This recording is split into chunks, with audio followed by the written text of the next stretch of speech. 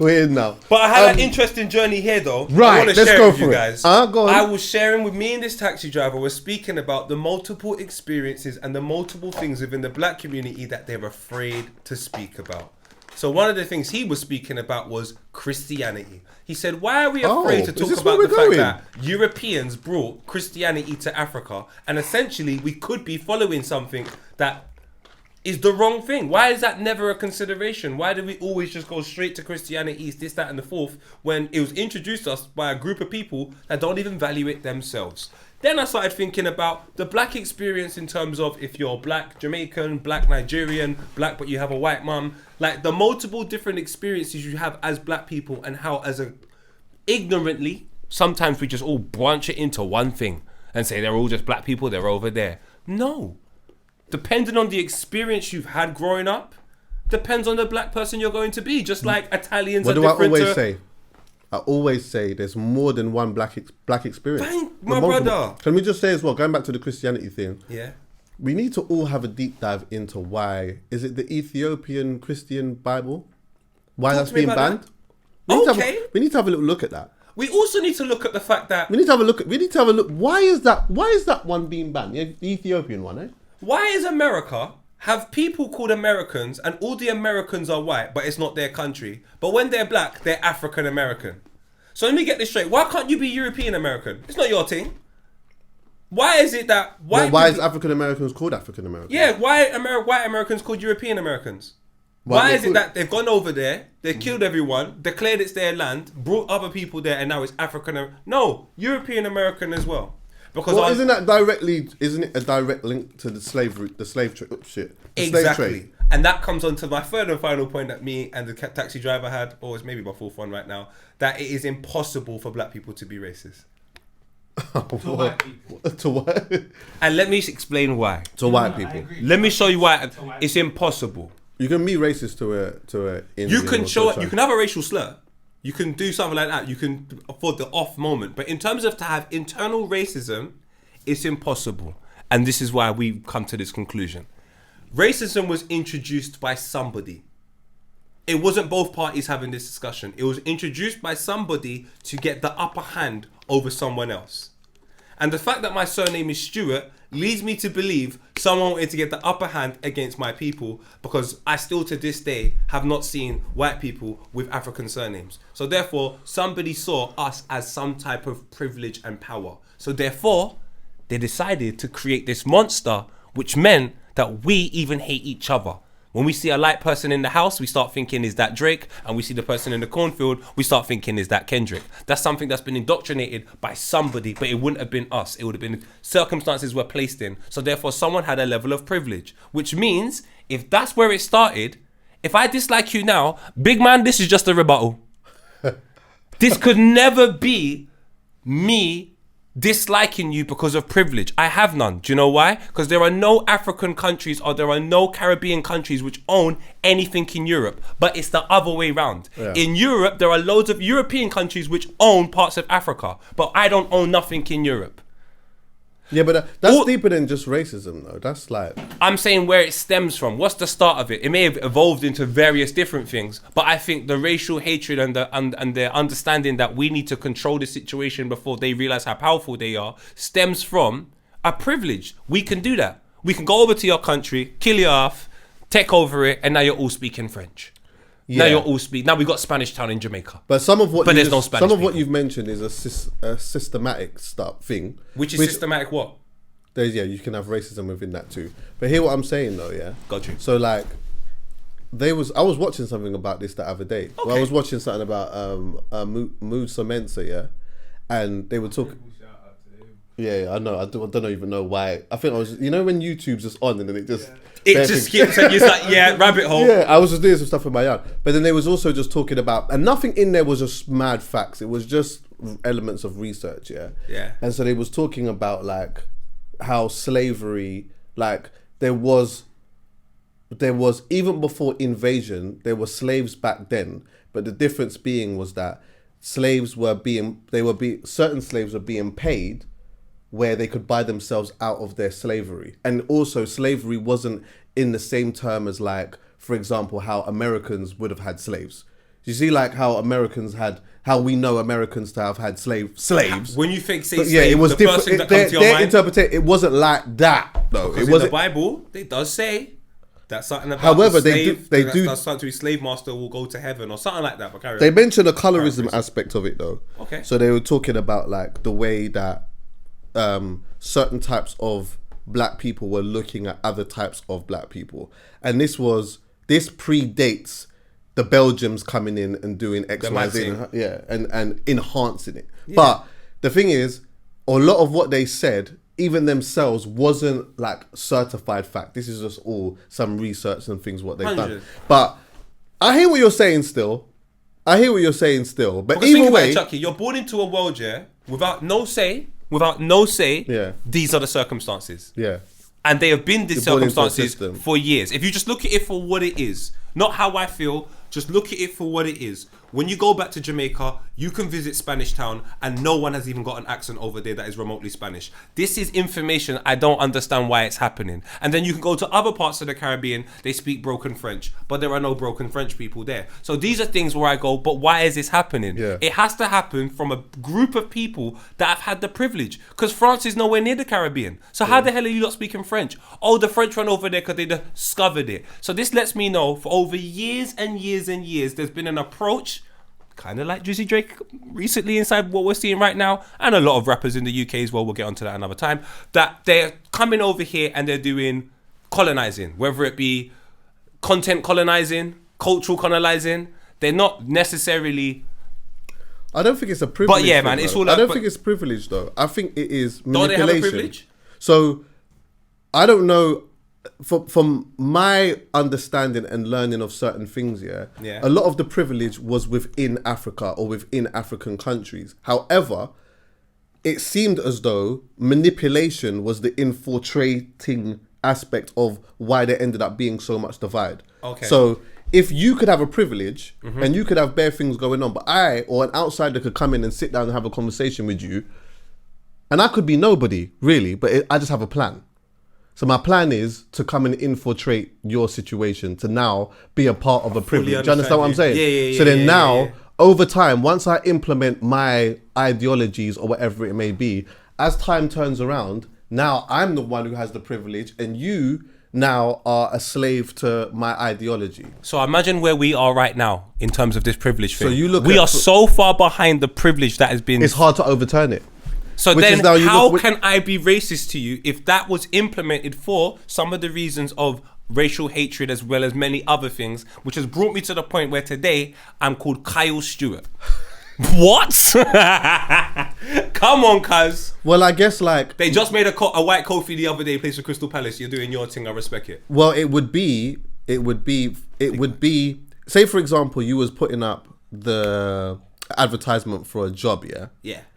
And you had X amount of people that were applying for the job. If you turned around and said you didn't want a white person to work for you, the racism would determine why you didn't want that white person to work for you. So if you turned around, wait, let me land, yeah. Sorry. If you were saying, going by what we were just talking about now, things have been overturned in such a way that we're so far back now, innit, yeah? And especially the way that we look at it is like, if you go to Jamaica, for example, more time, if you see a white person, your natural thought process would be that they are of some type of higher class in some way. Because that is a what do you call it? It's a conditioning. Yeah? When you see a black person over so here, if you turn around and say, because of all of this, because of the system and how far back we are in elements of it, right now, I want to prioritize my black people for this role. I don't think that has any type of racial element to it at all. But if you say, you know what, white people stink, they're this, their teeth is that, they're this, that, and I don't want those white people to, then that has a racial element to it. Now, do you understand what I'm saying? You're fully right. Watch this, because you're fully right. If I cheat on my girl, which I don't,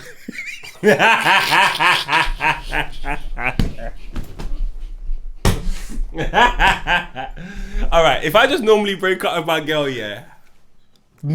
just normally, and you ask her about me, and she said some mad stuff, you'd be like, everything's cool, you don't even need to go over there.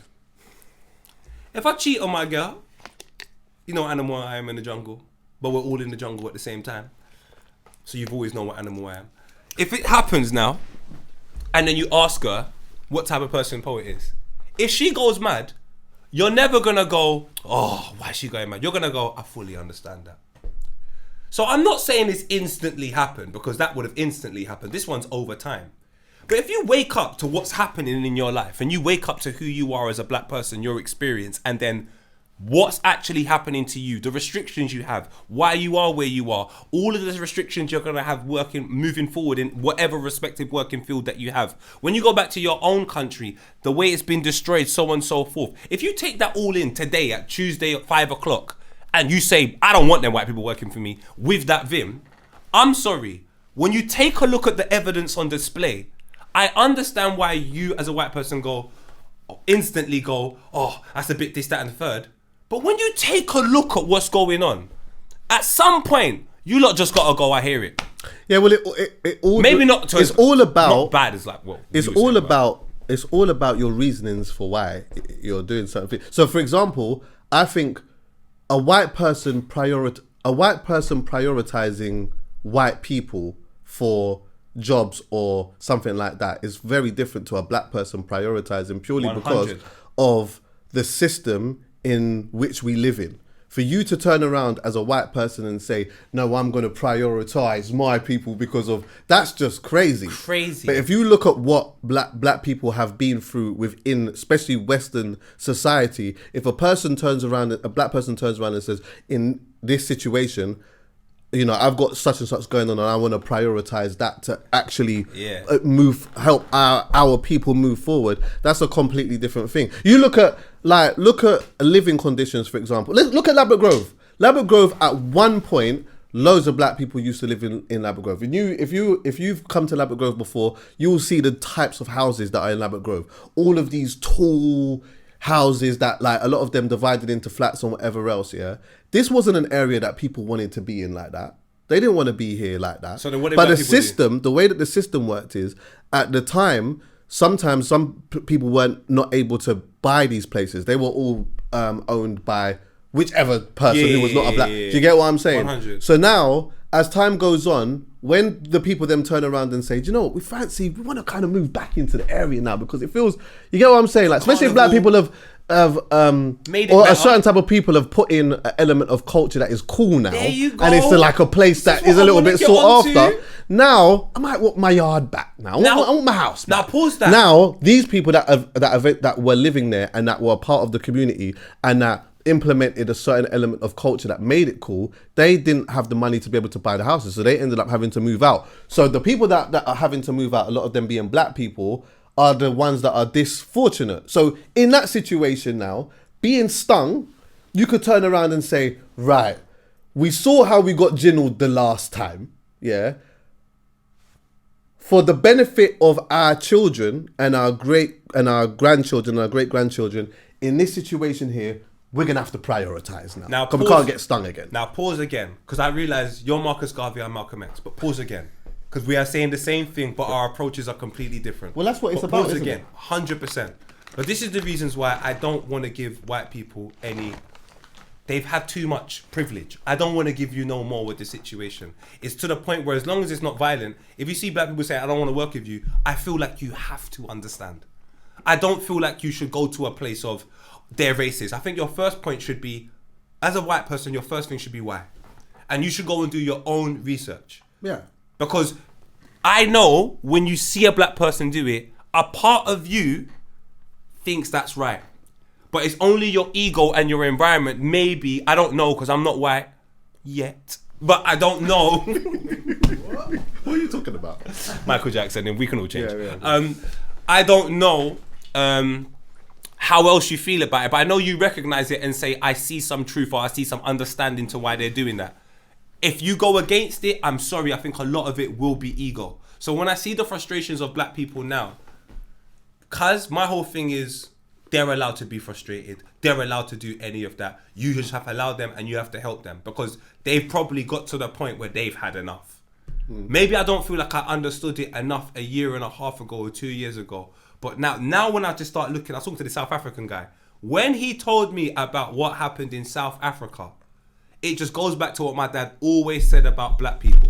If it's a shop and you and your brother walk in there and your brother says, I'm getting this chocolate, and you say you're getting that chocolate, and then your brother sees, oh, you got that chocolate, I want that chocolate as well. He wants it because it's available in that store.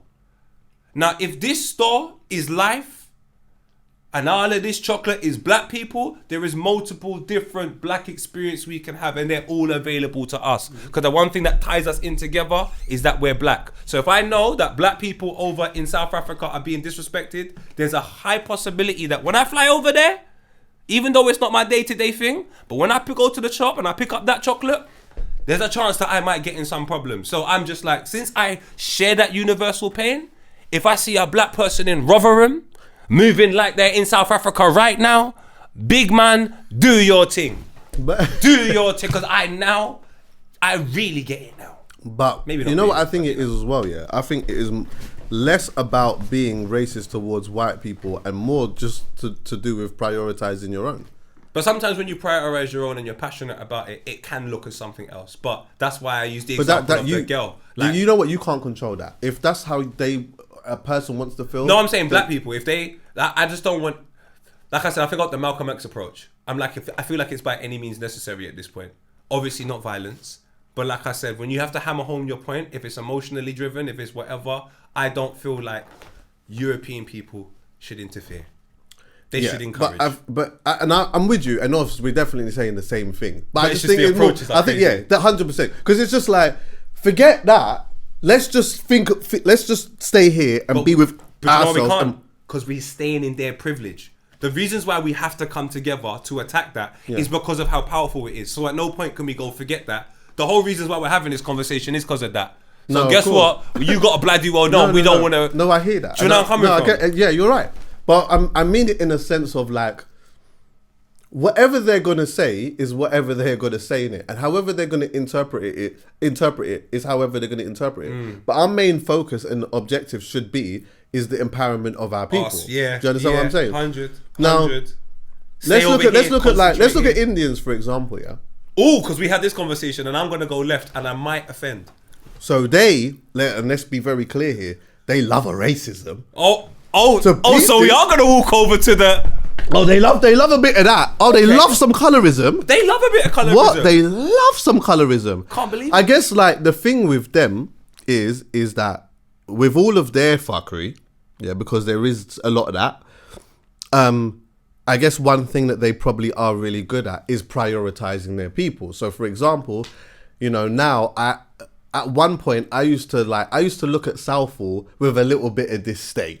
I'll be honest. I used to look at Southall with a bit of disdain. Always traffic down there. Southall was just a place that I just didn't really check for like that. As I've got older and a little bit wiser, I rate their thing because it's like with all the gentrification that's going on right now, they implement see their thing, bro. What? Their thing today is almost identical to how it was when I was a youth, man. It's nuts. Come on. Me and my mum now. Obviously, Peter's died, grandparents gone, all of that type of stuff. And because like on the Lothian side, which is my dad's side, there's loads of them. So true, it's just my mum and there's only a couple of us on that side. I spend Christmas with Mumsy or whatever, yeah, as opposed to doing it with the Lothians, because otherwise if I'm with Lothians, it's just Mumsy or no one. That doesn't feel right. Doesn't feel right. Come on. So man. Hear what I'm saying now, boom. Where mum used to cook up the thing and whatnot, the turkey and the cow foot and this, that and the fourth and whatever else now, and there's nobody about. Now she's on a vibe, but she don't want to do that anymore. She wants to just go on Christmas Day, go eat, like find somewhere to eat or whatever. So the last 2 Christmases, we've gone Southall. See, when you go Southall, yeah, it's just Southall. It's their thing. I it's like just, that, bro. Man. It's so authentically theirs. You just have to respect it. I think that has got a lot to do with the prioritizing of their people. However, though, even with all of that, they love a racism and they love a colorism. Can I say something though to that? And someone will educate me because I don't have anything to back it up completely. This is a theory of mine. And I really the Chinese love an element of that too. Don't think I ain't forgot about you lot. Come on, you know how I feel about Jamaica. But now since you can come back because hey, I'm not mad at the toll roads, by the way. But yeah, I hear you. I hear you. This was my thinking, yeah, and maybe I think this because I'm black. I don't know. Black people look like a group of individuals where their history was broken from them, and their truth was taken from them in so many aspects, where they're left with a lot of, let me speak English, let me find out a way to incorporate myself in Western world society by their standards, because they've taken so much away from you. Like I said, you go to America, white people are not European Americans, but black people are Afro Americans, but both of them are visitors. So that's a bit strange to me, but what do I know? With the Asian community, for some strange reason, I'm not saying the English didn't go over there and smash things up, but they sort of kind of just left their culture to them. It didn't. Why couldn't they have done the same thing they done to black people? They almost sort of, I don't know why or anything. Yeah, sorry to interrupt you, but one thing that my mate told me the other day was he went to Bali, and he was saying that the one thing that he found really interesting was how deep they could trace back their history. All right, so this is my thing. Whereas we can't. We can't do that. So I'm like, if somebody was in control of that situation, which was clearly the Europeans, Sri Lanka. Yeah. So if someone was in control of that situation and could have done what they done to black people, they could have done it to some of the Asian community. Why didn't they do it? I just think they saw value in what we were doing and potentially saw a lot of strength in what we were doing and said, we got to stop these motherfuckers. But they potentially didn't see the value in strength in what the Asian people were doing and left them to it. Hence the reasons why today, their man go Southall and go, we're setting up shop. Their man go Brick Lane and say, we're setting up shop, and credit to them. But then the only thing that I find really weird, and this is again, not all of them, and there's aspects of the black community, David Lammy, that I like this as well. Don't shout you out because I don't rate you. That just sort of want to be a part of like westernized culture so badly. Like I meet some Asian people, and not all of them, but they have a yearn to be accepted by that side. Whereas most of the black people that I meet, the vast majority barring David Lammy and his family, most of them just want to be where they're from. They're so proud to say, I'm Nigerian, I'm Sierra Leone, I'm from Somalia. Now. They're so... Do you know what? No, they were always proud, but we never had the platform to shout it. Maybe amongst ourselves we had little discrepancies. So then why was they Jamaican? I allow them. Sometimes you can go on loan. I have a cousin. My hair's a little bit coolie. I hear it. But do you understand where I'm coming from? I just think some of but that's from my experience. We were part of that problem, by the way, if we're being honest. Oh man, what do you mean? Like, if we're being honest, at one point, I mean, maybe I don't know. I can't speak for your surroundings or where you was when you was younger, but where I was from, it's very, very similar. Yeah, where I was from, even like Caribbeans looked at Africans a certain way. Okay, this is where first of all, from the home though. One second. Chuckie, go. We were playing tennis. What do you mean? Whatever we thought, they thought. It wasn't like it was one-sided. What do you mean? When I went to my family... I feel like you're doing a bit of defending now. No, because I know my family was saying some outrageous stuff at times. And I had about Africans? About Africans, yes. And then when I went to African home... Yeah, it did come from the home. Yeah. But when I came to not from my mum, yeah. Not my home. Not from my home, but it came from the environment. Yes, it did. I'm not going to pretend I didn't hear things that were being said. I did. But then I am not going to pretend... My grandmother might have said a couple things, actually. I didn't really chat to my grandma. I didn't really rate her like that. So, and the other one was gone before I arrived. So, shout her out though. But I'm not gonna pretend when I didn't go to my brethren's house that were African, they didn't say, "Oh, I thought you would have been like this." Oh, I thought you all smoked weed, or oh, I thought you were all loud, or you started saying stereotypes that I imagine you had a discussion somewhere about them, and I don't think it was outside there. I think it was the same place that my family had their discussions. So essentially, big man, we're playing tennis. You think this, I think this, you think this. It's just the only problem was, and this is what always happens, society in your community, or so let's say our community, determines which one's cool.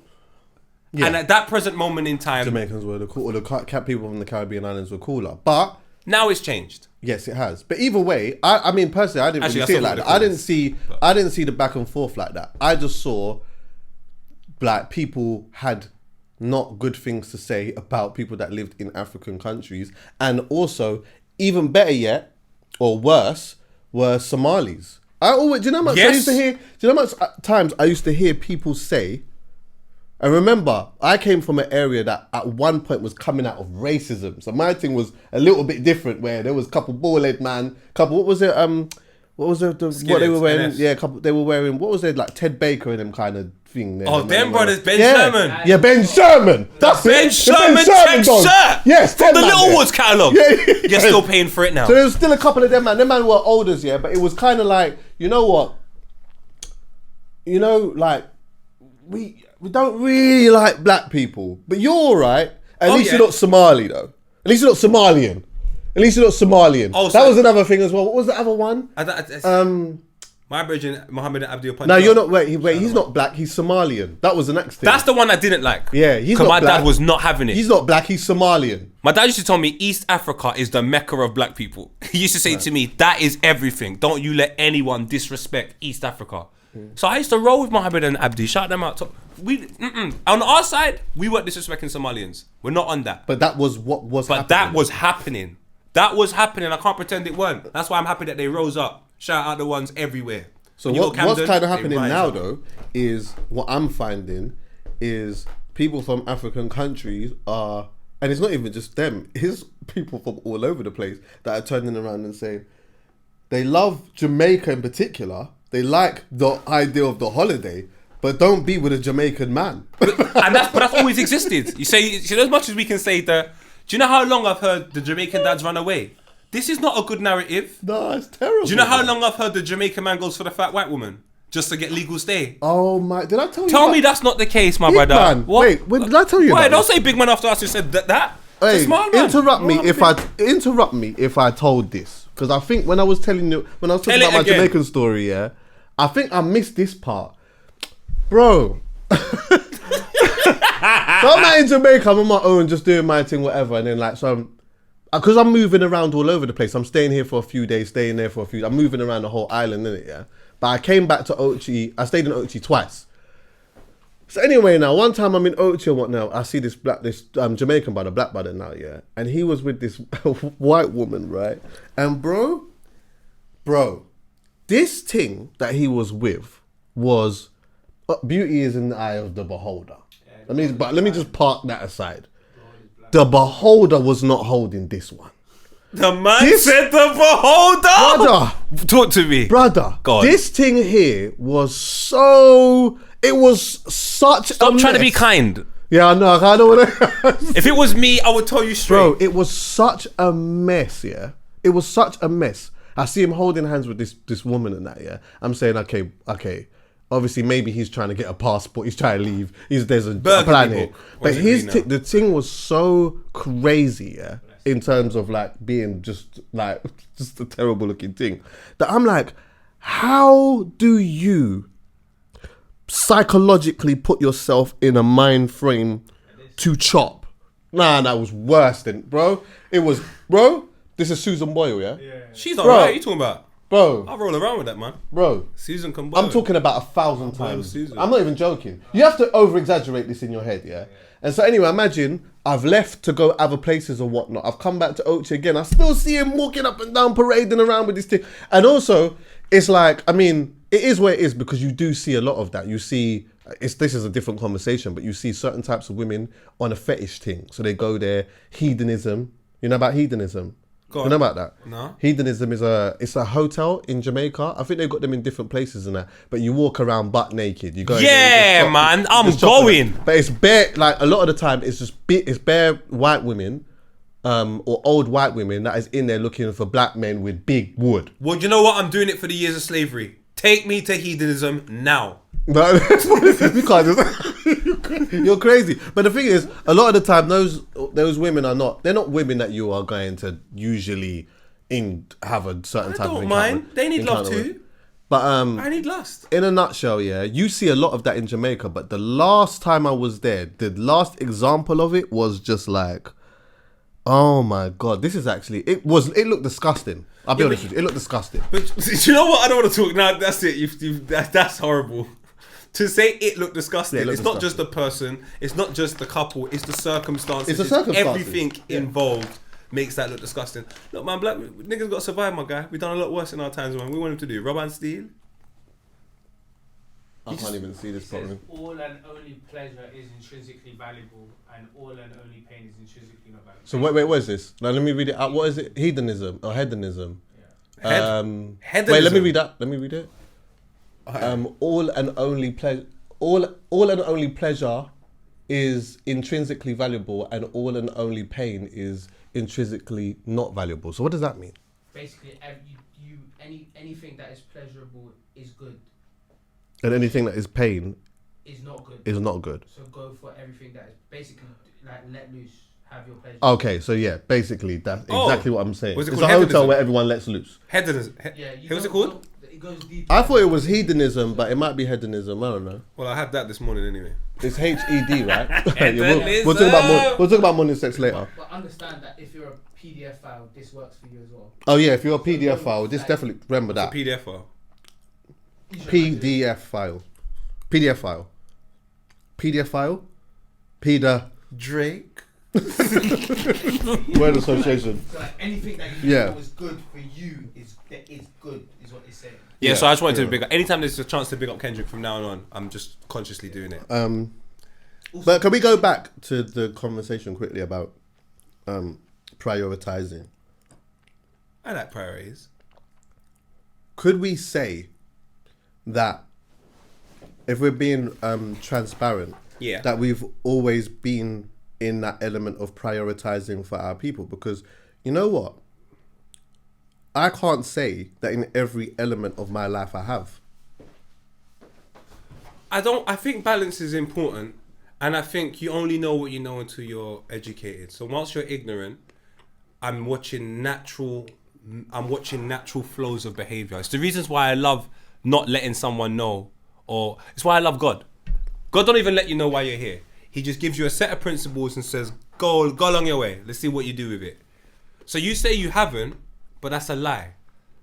I'm not saying I haven't. I'm saying in all aspects of my life I haven't. But you can't, in all aspects, you can't do anything. But in most aspects, at the tender age of 24, Chuckie, that you are now, I have to look at them years, and I say, that is a man that has consistently catered for his community. Mm-hmm. His community has nothing to do with this.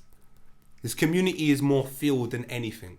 And sometimes you can just feel someone is not from your community. And as long as you're catering towards your community, I personally feel that's a responsibility that you have. As long as you're doing that, incredible. And one thing you do as well, you don't make pon-pon content. You don't make content when everyone goes, hey Chuckie. You make content which is challenging. Mm-hmm. You make content which is with groups of people and with families. Jesus Christ, your own damn event is called family, for fuck's sake. I know. So I'm saying to you, you are an example fully of community. You are an example. I would watch you, not know you, and go, I want to be a part of that. Yeah, but do you know what? Do you understand where I'm coming from? I've dated white women. I've been in... So did Kendrick. I've dated women that have not been black. I've dated black women, so did Kendrick. I have worked with people that are not black. So Little Boosie. Like in my life, my prioritization looks as though I seek it. So I seek for, if I'm outside, yeah, and I'm looking to buy something, I will seek for a black business. I will seek that. I will go out and I'll be like, oh yeah, like ideally I would like to. I think that's incredible. But if it doesn't happen, then I'm over there, and if this thing is good for me, I feel like this thing is good, then I will go and I'll get it, or I will pursue it, or if it feels good, I might go and pursue that, yeah. But going back to the core of what we was talking about, when we was talking about like the racism element, which was going into the prioritization of our people, yeah. Some people will say that if you're looking at the full betterment of your race, not just your community, but your race, that the prioritization doesn't necessarily look like that. Which then the question I ask is, and we're just having an open dialogue. No, 100%. Here, yeah, this is interesting. What does prioritization look like? Does prioritization look like you seek something and you do your best to find that thing that fits the mold in the process of moving forward? And if you feel that something is exceptional on the other side, now let's not look at it from women aspect. Let's look at it from a business aspect. Yeah. This is exceptional. Yeah. Do you turn around and say, in the element of prioritization, it doesn't matter whether that thing is exceptional. prioritizing means even if something is exceptional, you still push that to the side and you still move with the goal of what is the prioritization of moving forward. All right. Do you understand what I'm asking? Yeah, I do understand your comment, because you're basically saying sometimes you're going to go do something outside of the culture that's not really representative of your culture, but it's the best thing for you at some times. Yeah, and sometimes you're going to go and fuck with your people, and everything is with the intention of the man. Everything is with who the person is. Because once the intention of the man is right, listen, this is a journey. Like, we're not at the end of life. There's loads of more information for us to gather and for us to gain. And I just think throughout that journey, eventually things will become clearer. As they become clearer, you have to make it clearer for other people. As long as you're doing that, you're allowing people to see your journey. There is nothing wrong with that. You don't just get the information and get right tomorrow. I'm still disappoint my mum. But every time I do, I get information and I'm like, all right, cool. These are the things that she found disappointing. I will now try and change that, unlearn that, and so on and so forth. Because the intention of me is not to disappoint my mum. Same way, if the intention for you is to benefit your people, eventually, anytime you find out that this is what you're doing is detrimental to your people, you will stop. I don't think, and I could be wrong, I could be challenged, that if someone is seeing a white woman occasionally, I don't understand, and they're doing a whole heap of good work, I don't understand how that's detrimental when there is somebody that is doing absolutely nothing whatsoever, but they're benefiting off the fact of that one person that's doing everything for his people. Loads of people are just goal hangers. There's tons of them. Their intention is to cater for them. I don't care how it looks. You could have a black wife, be in a black home, do all of that stuff. But if your intention is to not help your people, what does it matter that he went to Copenhagen and had sex with a white woman? Kendrick, we forgive you. Is that prioritizing? That's being honest with, possibly, I see where you're coming from, but I'm just thinking of everything as a single case study. I don't like generalizing. So depending on where you are in life, depending on where you need to go in life, depending on how far you are in your journey, will depend on what I expect of you. Now, if I'm not going to expect tons of an individual that has still got tons to learn.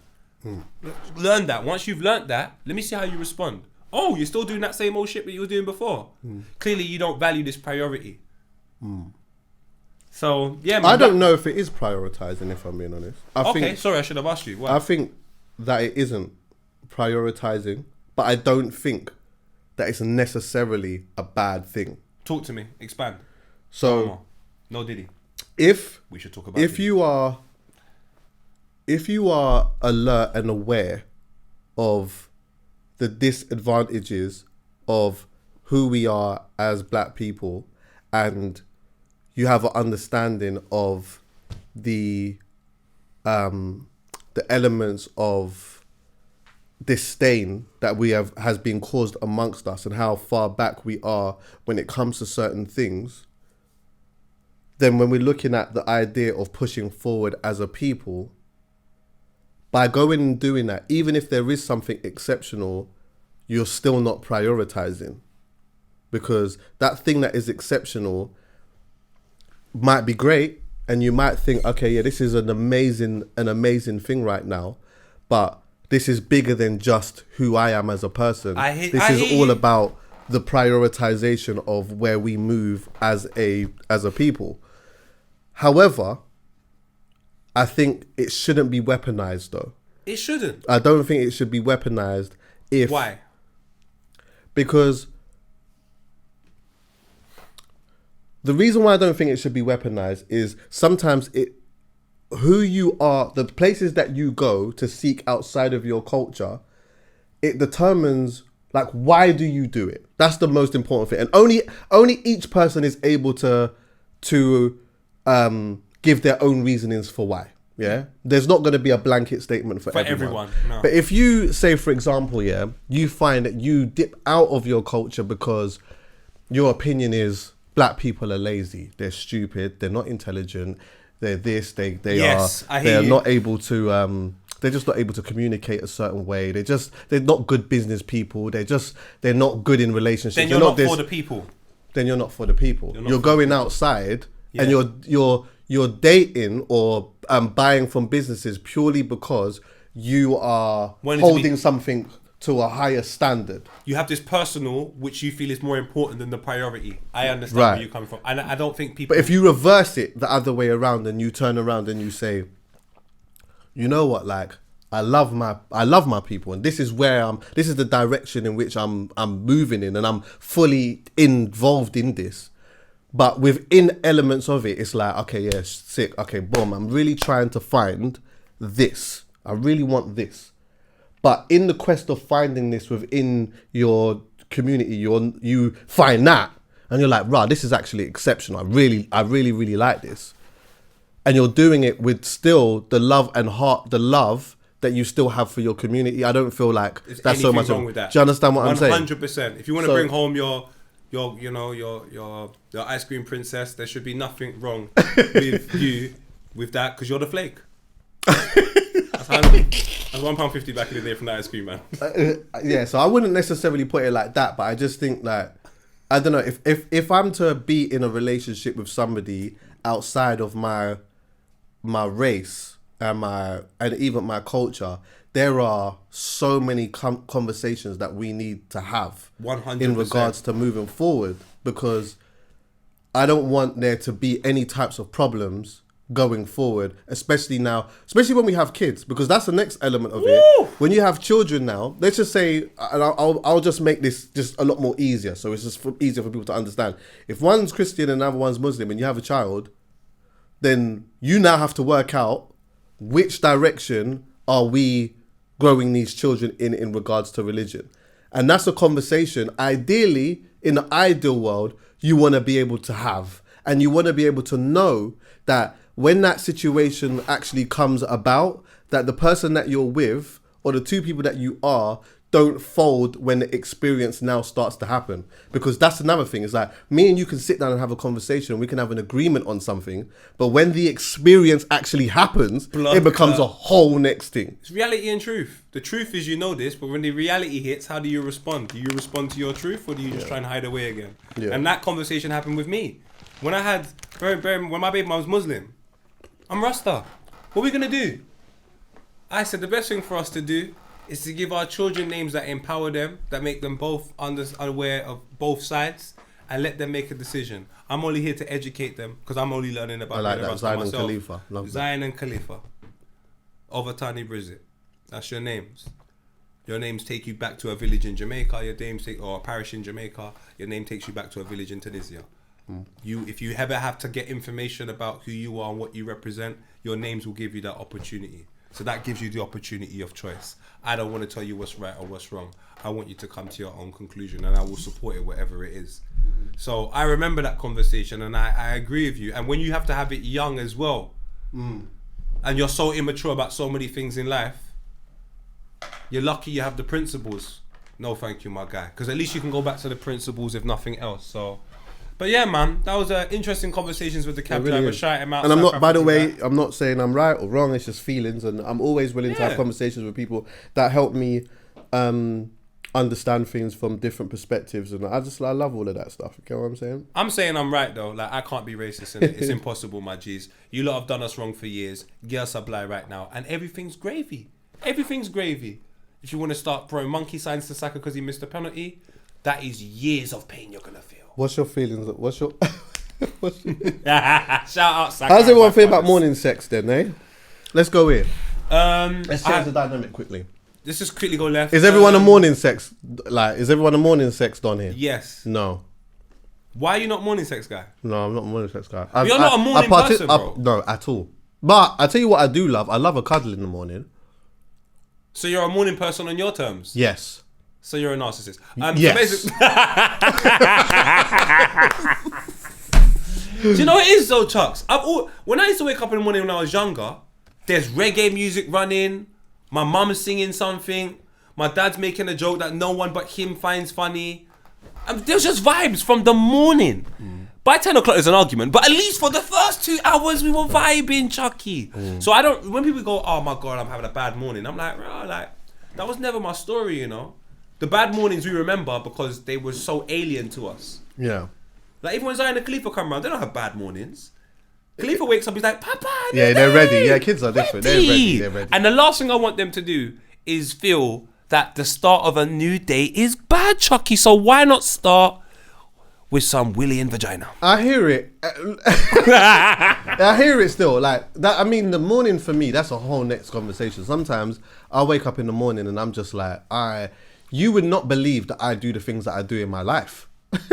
You'd think, wait, why do you wake up? Like, look at what you do. All right, paint the picture, Chuckie. It's 7:30 a.m. You woke up earlier than you like to wake up. My alarm's So now, gone off. Your alarm's gone off. Talk to me. What's happened? Fuck you know.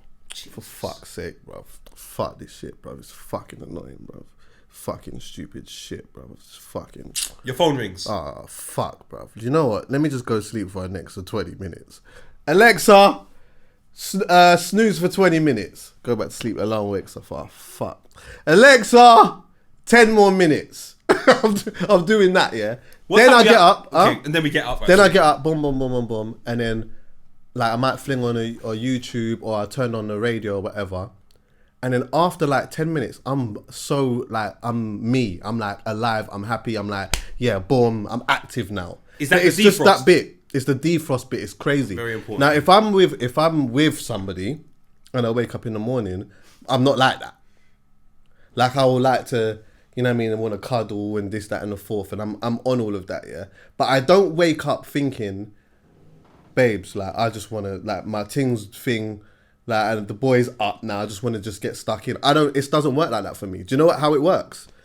If we're lying in bed now, we're cuddling, and then we're just talking.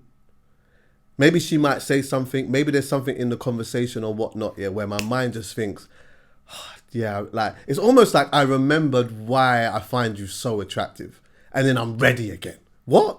And then that's when I start the kissing on the neck, and the thing, boom, boom, boom, and then you know when you just kind of, because they might be all lying on your chest or whatever, so you kind of roll them back on their back, and then you kind of, do you understand what I'm saying? Yeah, no, I know good memories. But so my thing is, it's because, do you know what it is? It's down to Do I do experiences. too much when I do? No, it's obviously, my them are going to think about their own experiences and smile. It makes me think about, like, the reasons why I am the way I am, I guess, is because I was with one person for so long, and I remember waking up in the morning, looking at them thinking, oh man, I want to wake up. And they turned around after like 4 minutes and said, what's taking you so long? Oh my God. So that meant when we woke up, it didn't matter whatever. She used to say, wake me up with it. Chuckie, that's her life. That means from 9 a.m, I have no reason to be mad. I had something to eat. I haven't even had breakfast yet. I have no reason to be mad. So, you know, if you say that to me now, I will procrastinate for time. Because the thing is, I'll keep it all the way 100. Enough times I wake up in the morning, the boy, Mr. Lovian, is ready. But, though, it's not ready. My mind hasn't connected with it yet. So the physical aspect of the body is where it needs to be, but the mind isn't connected to the body. You dig what I'm saying? So it's like, let me go even further. I'll go even further. Mr. Lovian is ready, and we could be in the bed. I don't want her to even have the understanding that Mr. Lovian is there, because I don't want to trigger nothing yet, because my mind's not there. So even though the boy's there, the mind's not there. So I don't want, like, I might angle a certain way, position it a certain way so that the hand don't just, because otherwise she's going to misinterpret that as, oh, like, he's ready to, no. I might need to just piss. So if we piss now, we've already taken away 70%. We've taken away 70% now. I hear you. You understand what I'm saying? I'm not super flaccid, but I'm not, you get what I'm saying? So we've taken off that percentage now, jump back into the bed, so I'm 30%. So now we've got to work the mind a little bit, or I have to work my own mind. Then once Mr. Lovian is thing, boom, bam, bing, done what we've needed to do, I leave the house with a bounce in my step. I think I'm a psychopath. You've shown me that I'm a psychopath. Once I'm in a situation with someone, my ting and me are two different people. And when my ting has a conversation and says, don't worry, I've negotiated with the person, they think this is a great experience. Whatever your head's telling you, we don't want to hear that. It's time to make her happy. That's all that's in my mind. Like, that's all that's there. Like, sometimes I don't even feel, I feel like it's an out of body experience. Afterwards, I'm like, bro, how did that just happen? She's laying there, she can't believe it. I can. You know what I'm saying? Cheating. So, I don't know, man. I just realised I'm a psychopath. Like, We were lips in the morning and that. Everything. Yeah, see, I mean, that's I'm on all of that. All of it. Like, I just... My morning sex thing though is very quick though. It's not a routine. I don't pull out the routines. What? Nah, I'm not routining in the morning. Sam, if I have The morning routines sex- are in the night. I'll go for routine 1 to 6, and I'll interchange it up. Nah, man. But in the morning, there's maybe 2 moves at best. I've got a reputation that pod. My thing's not even my rep. I'm telling you. Wait, how many I'm different not in routines control. are you going through in the morning? What? How many? What? 1 to 7? What? It 1 was to about 5 this morning. 5 Easy. in the morning? Easy. When I wanna be with you. Serious? So what? At the most, how many are you going for?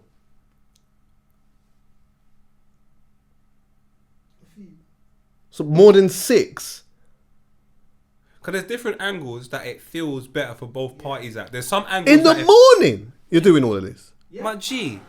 and you got work, Not after. I'm gonna be late. and you not got work. You came late. He did. He was fucking. He was an hour. Came by the on way, time. I arrived here late. He was an hour and 15 minutes late.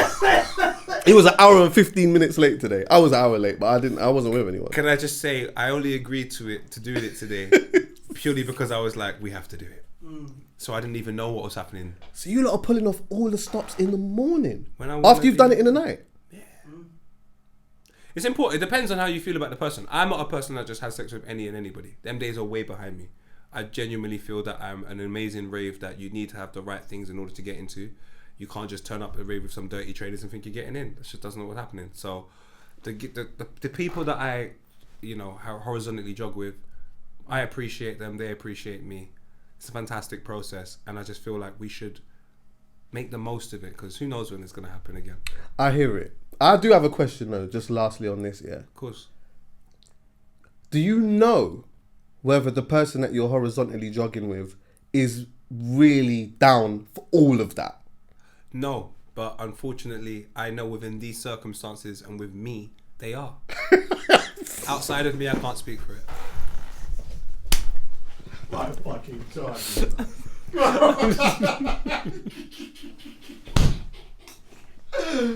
I hear it. I hear that. I hear that still. Do you know what it is? And it's always good to get consent because if you don't, you're No, I don't even mean it that. I don't even mean it like Diddy. that. No, Diddy. Oh, should we go there? Yeah, because that's what I meant. Right then. Because he didn't get consent for a lot of stuff, and now, big man, I'll throw away the catalog. I don't need it. It's crazy, bro. Did you So, have you seen the so second video? just for context, yeah. The second one. No, I just actually. Did you put it in the group today, didn't it? I like to throw things. I want to keep us updated at all times with everything. Did I throw this one in? No, I you didn't. Let me throw it in for you lot, and then we can saw discuss it. it. I had to throw it in because it was. There's a bait one that's going around which is bad, but then what happens is. Is it little the one that's hidden supposed to ones hide it come. underneath the blanket? Oh, you've seen it. No, I haven't seen it. Someone put. Let me see. I've got it for you. No homo. No Diddy. What? What you gotta say now? What you gotta say now? You ain't got shit to say. When you put your girl on the snap. What? What you gotta say now? That stinks, bro. What you want? What? What you gotta say now? That stinks. Bro, honestly, I can't even believe I'm saying this about somebody that I used to have a level of respect for. But I hope you get the worst treatment, my guy. I hope you get the worst treatment. Because you know what's so sad about this thing that man's looking at, just as an older guy, bro? I'm looking at a trapped woman who was in this for years. And even when you watch the video of her escaping, so just for more context, CNN released or someone or the police have released some footage that apparently Diddy paid 50k for in 2016 to be restrained or to be held by That's the of hotel. her leaving the hotel and he's Yeah. chasing her. He In a dressing gown. in a dress in a towel. In a towel, sorry. With Kicking her socks on. up, throwing vases at her, the lot. My guy, honestly, I feel like that woman has tried to escape the situation many different times because I feel like she escaped it mentally time ago. And she was trying to plan an escape and she didn't escape. And you begin to look at Kim beforehand. So to start throwing these things because it is real people's lives and this is really somebody's life. So I'm not here to just speculate because I'm trying to take the piss because I wouldn't want to do that. But on a real thing now, where man's been invested in hip hop, I'm invested in Bad Boy, invested in Puffy, bro, the person that you are throughout this whole time, when you were younger, you were probably worse. So I don't even want to know what happened to Kim. I genuinely don't even want to know what happened to Kim, because Kim seems to be a continuation of what's happened to Cassie. Because you've got older, it's a watered down version, and you're not as reckless, so maybe you can hide it. But Kim, that might have been the first. She might have got everything, my guy. All of the smoke. When he's young, fly, got more energy. Bro, Kim probably got the biggest amount of abuse. Like, I don't even want to know the details of the death, but I feel like they should revisit the case.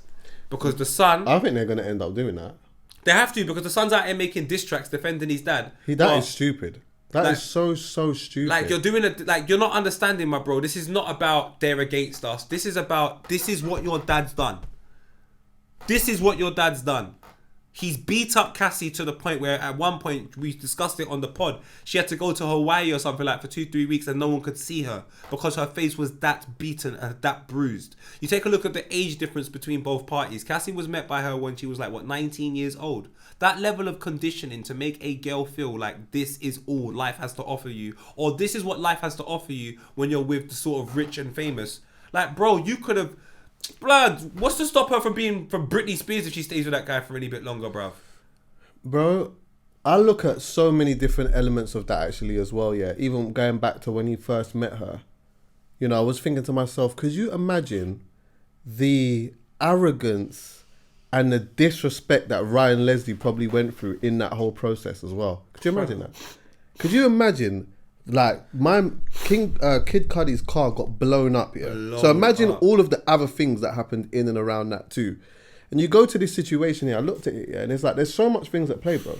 The woman is walking out of the room to the elevator. She's got no shoes on. Do you know what that means? She's trying to she's trying to do everything to get out of that place. She's putting on her shoes as she gets to the elevator, probably thinking that she's not far away from escaping him. She's got a hood up, which probably shows that as well. She's got bruising on her face or whatever it may be. The Don's run out in his towel and his socks and moving like that, bro. I just think like this has happened outside of the room. This has happened outside of the room. This has happened in the alley, in a hallway of a hotel. It's probably not far from the realms of possibility that he probably hired out all of the rooms on the thing or whatever, so he could run around and act like that and whatever else, yeah. But imagine in the places where he knows nobody can see him. Brother. Because even in that situation there, even though like he's moving mad, but there's probably still something in his mind and knows there's cameras and whatever else. But he don't give a fuck because he's Diddy. He knows, you know what, them type of man. How much times on the pod have we talked about money, power, and influence, and what these things can do? A man like that would have been looking at the fact that, look at all the things I've got away with. I know a lawyer, 100%. So I can deal with you a certain way. I could deal with you a certain type of way. Let's look at the Shine thing, for example. Yeah, the woman turned around and said, "Rah, Diddy shot her, whatever." There was all this kind of thing, whatever else. Yeah, he's distanced himself from everyone. He's got himself the lawyer that is the best lawyer in the fucking, one of them, the best lawyers in the world, yeah? Which is another, like, other interesting element of the game that we're in, just in life. Because we're going to talk about Ambush and Antz in a little bit, yeah? But there was one thing that Ambush said, which I thought was quite telling, is that, you know, he's done legal aid before, so he understands what it's like when you get arrested and you're going through legal aid and it's just long. However, he paid the 10 racks. What happened? 2 days later, he's out. So imagine in a Diddy world now, where there's all kinds of stuff going on or whatever, yeah, and you are M'd up. Oh yeah, boom, handle that. So now, when you got money, power, and influence or whatnot, and you got a woman who you already look at as beneath you, you've treated this woman a certain way and that woman a certain way. Now you are in a state of thinking, I can do what, you are nothing without me. And then she was with this Don for however many years, yeah. Mentally, she was probably out of that relationship from a long time ago, but just can't leave. Do you know how difficult it must be to be in a situation where you're with somebody and they have the world in their hand. So it's like, you can't even, there's enough people in situations here where they own their own yard. Like, I'm going to go to the commoner now.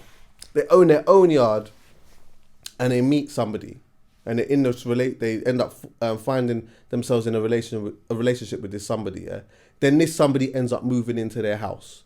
But this person that they're in this relationship with is a bit bigger than them, is more dominant than them, is a bit more powerful than them, or that's what it seems anyway. And it's like, now I'm out of this relationship, I can't get them out of my yard. I'm going to be honest with you. I've got certain family members that have lived this way, moved into certain gal yard, and then all of a sudden the girls can't get them out of the yard now because of their behaviour and the way that they move and X, Y, and Z and whatnot. Add that to a man who's got a whole bunch of money, or a person who's got a whole bunch of money. And taking you away from your family and your connections, and now you're just isolated, you're alone. You don't even know how to get back over there. Go and collect another 50 M's. Go and collect another 50 M's. And you know what, for that as well, go and collect another 50 M's. I wouldn't even be mad at Cuddy collecting a 5 M's for all of that thing. And I wouldn't even be mad at Ryan collecting a couple M's for the disrespect that he probably had to go through. Bro, could you imagine as well, yeah, a part of this speaks to the businessman as well. Because for years, with all of the good and the musical connections that we have with his music, because we do have so many of that too, we've got so much emotional connections to the music that he's been a part of and that he's made and whatever else. But for years, people have been turning around and saying, this Don has done me dirty. And they've just kind of just had to hold it, because in some way, Diddy has moved around like a bad boy. He's gone and punched up, man. It's been documented. He's gone to man's office and moved a certain way. Look at who was the actor? Remember when he was dressed as the Joker? Nah. Remember when he was dressed as a Joker? Yeah, I remember. Do you remember that? And the guy from Power. The guy from Power. And the guy from Power didn't know it was Diddy. I know. And if you watch that video carefully, yeah, the guy didn't know it was Diddy. So he's just thinking, this Don is ironically moving around like a clown. He's not my brethren. What's going on? And he's with security. I'll just punch man up. So Diddy's playing the character, and then the atmosphere's changed. And as soon as the atmosphere changed, instead of Diddy looking at the fact that I'm playing a character right now, I'm dressed as a clown or whatever, and he's not really understanding what's going on, let me just tell him, nah, bro, it's Diddy. Like, bro, nah, I'm just joking around. Diddy's whole thing has changed to what? You think I'm a, what? So, like, his whole mood turned so sinister. But this is the problem with that. The guy didn't fold. No, exactly. And that's when I started saying to myself... He said, well, let's do it then. I said to myself, I don't know if Diddy has the same fear that he had in like 96, 2000. It's almost like in my estate, when people... I look at my estate, Ferry Lane, shout out Ferry Lane estate, and there were some elders in the estate beforehand that, not all of them, because a lot of them were really cool, but some of them didn't have presence like that outside of the estate, so they would try and, I guess, assert their presence within the estate with the people that were just cool. So that some of them younger people have got older now. You can't do that no more. Yeah. So Diddy, if we equate that to Diddy, I imagine in 96 and all of that, the Shine thing, I reckon there are people like, raw, this guy's a madman. But I'm telling you, as much as one thing I know is for everyone that commercially looks bad, you go to that hood and ask certain people about them. Man will still go, I'll smack him out. So I think Diddy unfortunately got to the point where loads of people were going to New York and saying, my man's not even outside like that, he's in Miami. And the longer he asserted that onto Cassie and in worlds where you can get away with it, I think that fear factor for Diddy as bad boy disappeared. Then he lost the streets, so now he can't hide anything. And now you're just in the corporate world where you got to keep them happy. Oh, you want to piss them off as well. Oh, you want to piss off the guys from Ciroc because you feel like you have power and influence and culture. Do you not see what pissing off people for a long period of time looks like? How about we just don't piss them off, Puff Daddy? But now that you've done all of that, I hope also the people that, sorry to go left again, I hope all the people that said to Cassie, why is she saying it now? I hope you feel stupid, bro. Like, if that was happening to her in 2016, do I imagine that a woman... And that doesn't look like it was the first time. That looks like he's well versed in doing that shit. So do I expect that person now to just go to the police and... As Cassie... And say, Puff Daddy is punching me up. Big Puff Daddy from Bad Boy. The same guy that's punching up Drake and getting away with it. Do I expect anyone to believe Cassie over Puff Daddy? When Kanye West in 2021 said he's a fed? Well, I feel so sorry for Cassie, but man. those people that would say that as well, yeah, you just need to have more conversations with people that have been abused and have a good understanding of, like, try and seek some knowledge on what abuse like that looks like, because it's so deep. It's still but anyway, so deep. Sorry. And going back to the Diddy thing, I agree with what you're saying, yeah, but I do think as well that, like, when you rise up in a certain level of business, especially how Diddy did in the 90s and stuff like that. Diddy was always very street connected, like, like these dons from this place and that place or whatever. And I still think that, like, in some way, in some element of it, there's those element of connections there, but the game's changed a lot, which speaks to what you're saying, innit? I still think that he probably in his mind thinks that, yeah, maybe he may not be a man who's fisting up the place so much anymore, but he can make a phone call and a man is going to do X, Y, Z because he has the money, power and the influence to be able to do that.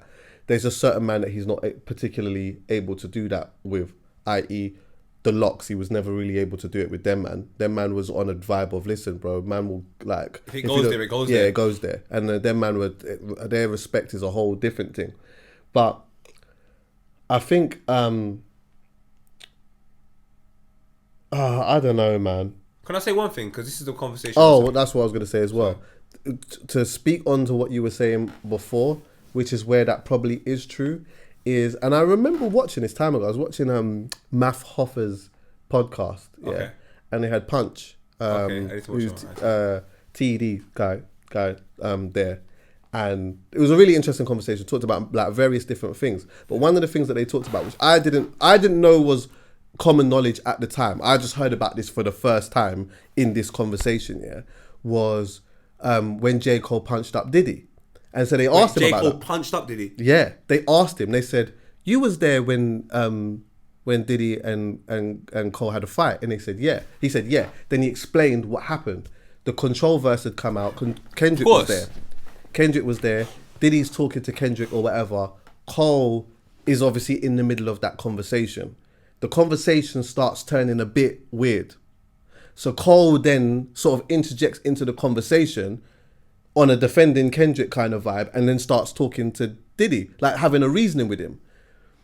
And then before you know it, it turns into a kerfuffle. So then Math says to him,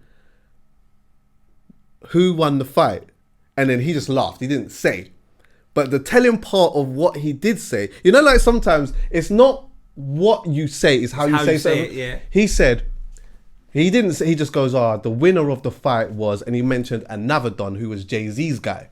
And they said, why? And he said, because this guy, who's Jay-Z's guy, thought that somebody was punching up Jay-Z. So when he's gone over there, he's grabbed the guy. And when he's grabbed the guy, he's realized, it's Cole. So if we read between the lines here... I like the way you did that. If you read between the lines, if you're grabbing the guy off the Don, that's punch. It's J. The likelihood is J. Cole punched him up. Do you understand what I'm saying? And it's in a bar. Cole has it in a bar. He doesn't say that, he just says his last scrap was with thing or whatever. So I think, yeah, just to circle back to what you were saying, I think had this happened in the 90s, Cole's ass would have been toast. 100. He would have been found in the gutter somewhere, and that would have been that. Do you get what I'm saying? But because the time is a bit different now, it just wasn't that. And I heard a quote where somebody said, what if we found out that the perception of Suge Knight is actually Diddy, and who we thought Diddy actually was all of this time was Suge Knight? Nah. Suge Knight ain't going to no parties where everyone's wearing pink. That was Diddy's thing. Diddy's thing is loads of different stuff. Cameron did though. Nah, he done it like a Sopranos Italian. Cameron was doing pink hard though. Come on, let's not. Yeah, but like Sopranos, listen, there's nothing wrong with pink. Of course not. It's like the black experience, but there's multiple. Right then. It's just like the pink experience. Yes. Sopranos, you have pride. Okay, I get nothing it. wrong with either of them. I'm just saying to you, one man's in pride, one man's in Sopranos. That's just what it is. You know what I'm saying? I get it. So another thing to Diddy, do you know what I started thinking about? Yeah, he clearly done this a lot to the point where I believe, and I have nothing to suggest I'm right, that his friends were fully aware of what was going on. Of course they would. They have to be. So at what point do you step in? And the youths. So at what point do you step in? At what point do you go, hey, my guy, like, my brother, you are punching up your gal, and I can't lie to you, my brother. We cannot be friends whilst you're doing this, fam. Like, this is making me uncomfortable, fam. Man's at dinner and you're just slapping her because she says she doesn't know what drink she wants. Like, what we doing here? Like, what we doing here, my guy? And you want me to just be chill with you because you're Diddy? I'm still seeing, like, I know if I had someone that was doing that level of abuse, I'm not saying I will come forward and say, nah, I probably wouldn't. But would you see me associated with that guy anymore? You distance yourself, definitely. On God, man, I've dropped niggas out for less, my guy. Yeah. The moment you show me who you are, I will believe you, my guy. And if it doesn't align with my character, I can't be around you because I can't vouch for you. And people always used to say back to me, back in the day, maybe I'm old school with it, show me your friends, I'll tell you what type of person you are. I don't want to be around somebody like that, my guy. So a lot of people that I distance myself from, it's just because they got principles and morals that don't align with me as a human being. And I can break it down. So I want to know why them people still feel the need to be around Puff Daddy. Meek Mill, today, do you know how bad you look? Fuck the bunny hopping in front of everyone. Fuck falling down the stairs after you're losing to a clash to Drake. Fuck being on your girl's tour. You're out here defending a man that is punching up his gal. Like, not like defending from the sense of like man, you out here doing dossiers on defending Diddy. Someone is accusing, people are accusing you of being in a relationship with him. Meek has been having a howler. Like, honestly, Meek looks like a supportive baby mum, fam. I don't know what is going on. I can give you the answer to that question from my perspective, I believe, anyway, yeah. The reason why, you will have some people, there would have been some people that would have been around Diddy at some point and been like, I don't know about this Don, and just separated themselves from him. And at some point, we will start hearing about those people. No, do you know what? There's some of them are starting to come out here and there. But Art of Dialogue. Do you watch Art of Dialogue? Yeah. So his security guy, like his ex-security guy, has been talking a lot. But you know what those people sometimes tend to do? They tend to employ or groom, if anything, the people that they want around them that they can they can manipulate and carry on with this level of fuckery with. So that's why they still are around, because a lot of them probably feel as though either they don't have them same principles. Yeah. They don't have them same principles because loads of them exist. They just don't have them same morals and principles. So they're already around, and you know, sometimes you can identify people that are a little bit like yourself, especially when certain shits are going down or whatever. So there's that aspect, and then there's an other aspect where it's like it's still the same thing, but they're being paid enough money for them to just be like, it's too much money on the line for them.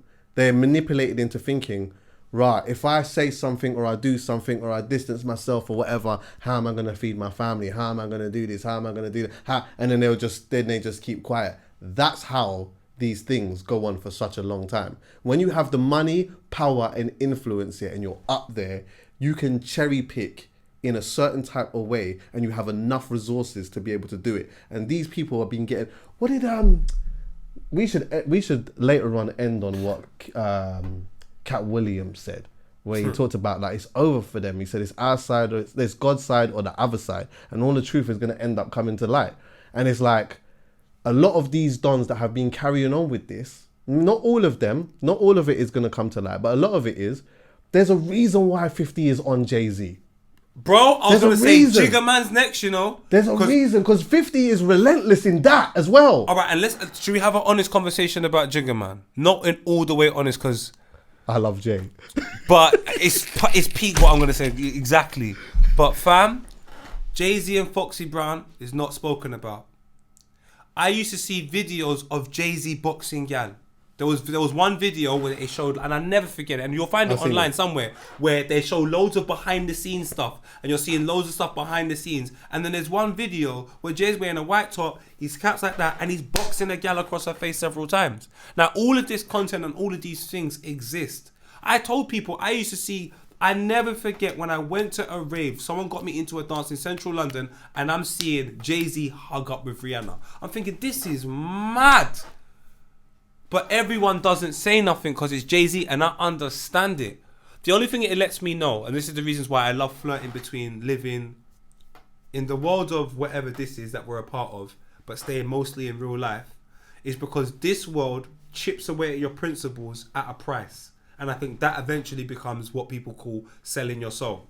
So the people that you're around and you're building finance with, because your lifestyle is going up in a particular way, when they do something that's quite questionable, you go, nah, it's all right, you give it a bly. Now, if that same action happens in this area of my life, there is no bly. I'm like, what are you doing? Rare. And then I realize it comes from a place of self, because it's like, because that individual is not doing anything directly to benefit me financially, I don't feel no way to question him about what he's doing.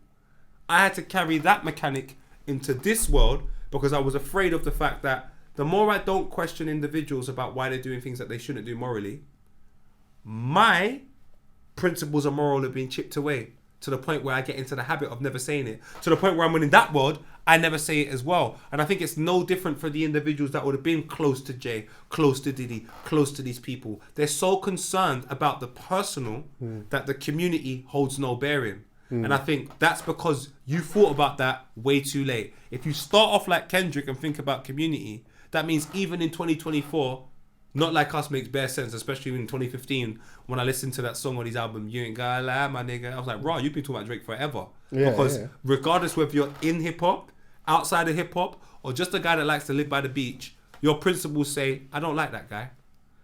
I don't think that happens within our world too frequently for whatever reason. And then you have examples like Meek Mills, who's just using his feeling to go against principles. Meek Mill, your principles, I don't even know where they are. They're so all over the place right now. It's like you stand for nothing other than how do I get finance? You know what it is as well, yeah? See, with certain people, yeah, when you're making money together, you're now, you deal with We're brothers. Yo, this is my brother, man. My brother, this person bringing you here, there, and it's your... Bro, this is not your brother, bro. Stop all of that. Stop. And you know what? And on top of all of that, it's like, you know what? Maybe you could feel that way. And then you could realize it's okay, yeah, to think, you know what? Yeah, I really fuck with this person, really fucks with me. This is like my brother, boom, boom, boom, boom, boom. And then certain things come to light and you realize, oh, this isn't the person that I thought they were. This isn't the person that I held to a certain pedestal or onto a certain level. And that's okay. Because you could turn around and say, rah, do you know what? Now I'm starting to get the full context of what's going on. Yeah. And I'm starting to see the not so best version of yourself. That part there is a bit too mad for me. None of us are perfect. We're all going to at some point show sides that is not the best side of our character. But you know what? I've seen the sides of yours, Pose, that is not the best side of you. Yeah. But you're, to me, like what you do and who you are as a person. Anyway, I'm not even going to do all of that. You understand the vibe. You understand the point. You understand the vibe. Yeah. But it's like, if you showed me a side that was like this, that was doing all of that, now it becomes very different now. Do you understand what I'm saying? Because it becomes very different. You know, it's funny that you talk about, sorry to cut you, it's so funny what you talk about because perception is such a big thing within our world, the way things are perceived. And once perception takes over fact, then people shift principles. Yeah. But if the perception doesn't take over the fact, then people will put their principles to the top. And the prime example of that, I would say, is when me and Vuj identified that Raheem Sterling was racially abused in 2017 by the Chelsea fans. We've said it, but because it's not a popular opinion, we're mad. The moment it becomes a fact, and I'm just like, no, there's a place where it doesn't matter about popular opinion. This is wrong. That's why I love culture the most, man. So I'm so glad that Diddy in our culture is just basically being exiled and just said, you know what, my guy, there's a place that you can live and exist, and it's just called prison. Yeah. What do you think about like the Giggs has been on tour in America? I think he's nearly finished now. Shout out Giggs. And the tour looks really good and stuff like that. I know some people have been saying that they feel a little bit sorry for him in the sense that what was the thing? It was like, had none of this had have been a thing, and the experiences that he was having under being with somebody like Diddy, and obviously how we had seen Diddy and all of these type of things, that tour would have looked a lot more different to the way that it has ended up looking because of X, Y, and Z. Do you have a feeling or a take on that? I definitely agree. It definitely puts a bit of a stain on it from the perspective of how it could have been commercialized and been made bigger. But if we don't care about that, and we just care about the principles of UK rap and just being a black man, a Jamaican man in London, and that journey, which I think is a little bit bigger. We go, Gigs, you are a superhero, my guy. You're touring America. I understand it could have looked better, but my guy, you could have been in prison. You could have been dead. You could have no rap career at all from the story that I've heard from you. So the fact that you are touring in the first place. Yeah, definitely. But do I understand where you're coming from? 1,000,000%. And also, I think as What well, do you know think, what? by the way? I think, yeah, looking at it now, especially with it's all hindsight and stuff like that anyway, it's like, you know what? Sometimes it's actually just better when everything is done super grassroots, yeah. And that has always been what Giggs has been about and what he's done and why he's even touring in America anyway. Diddy, being Diddy, just pushing all the mad stuff away to one side for a moment, yeah. He's obviously who he had been and big and putting a lot of spotlight on it. And yeah, you can get fans from all of that type of stuff, which would have been amazing for him, and especially like for experiences and that. But now we do know what we know. You know what? It's probably a better thing that this wasn't a part of all of that. Just have it super authentic around Dave East and these man and all these dons that you've been, Jim that Jones been fucking and Mano them man, and- yeah, Mano, them man there that he's been fucking with from a long time or whatever else here, and like grow it that way so that when you look back at that time, it just feels and will always look super authentic, as opposed to you look back now and you're like, sick. Oh, it was so sick. I had my man there and that, but I can't even really because like look at what's going on now. 100%, and I had him bro. next to me the whole. Do you understand what I'm saying? 100%. And that's why I said at the time, shout out Kendrick as well, master manipulator. That's Strong. what Diddy is. Diddy knew this situation was happening and tried to find new audiences that he could grasp and get a saving from. And the fact that you tried to use one of the most important people in UK culture in terms of from a perspective of like grime, hip hop, rap, whatever you want to call it, like that's an important person to us. You was willing to try and ruin our thing for your beneficial factor, Mr. Puff Daddy. Cause you're right. Anyway, I won't say too much because if I go to New York, I can still get my ass. Let's keep it real, man. He's really outside. But do you know what I'm saying? Like, how can you try and tear down Gigs, bro? Like, do you know how important he is to us? Drake first, then Diddy. Yeah, it's mad. Let's like time is of the essence. Ambush and Antz. So a video, some like footage that came out of they was at a box. Where were they? They was out somewhere, whatever. I think it was like some boxing thing or whatever, some charity thing.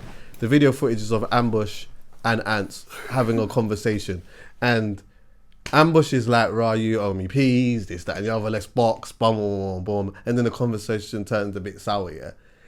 Which actually reminds me of, remember the time when I told you about the time when my cousin and my other brother, he kept saying, we're going to handle that. Yeah. And at first it was like, you know what I mean, we're having a little vibes now.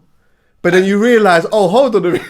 This is not what I think it is. What the hell is going on here? Yeah. Why is my man sweating? Yeah, so that's kind of how I saw that as well, because it became like, now I'm getting pissed off now, whatever. And before you know it now, there's been a big kerfuffle with Antz's guys, Ambush and whatever. Ambush has come back, started knocking out, man, and doing all kinds of things. I love Ambush, man. Bro, firstly, I love Ambush is so, like, we could talk about him in a bit, yeah, but Ambush is super, super cold. Cadence in his voice, the way he raps.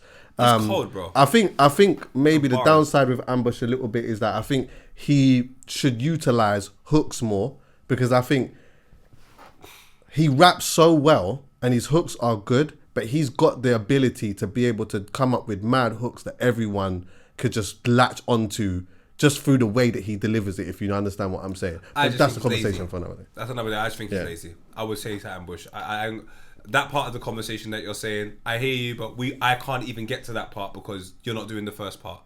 Now I know you more for chatting than for rapping. Yeah. And Ambush, you're too sick at rapping. Like, way too sick.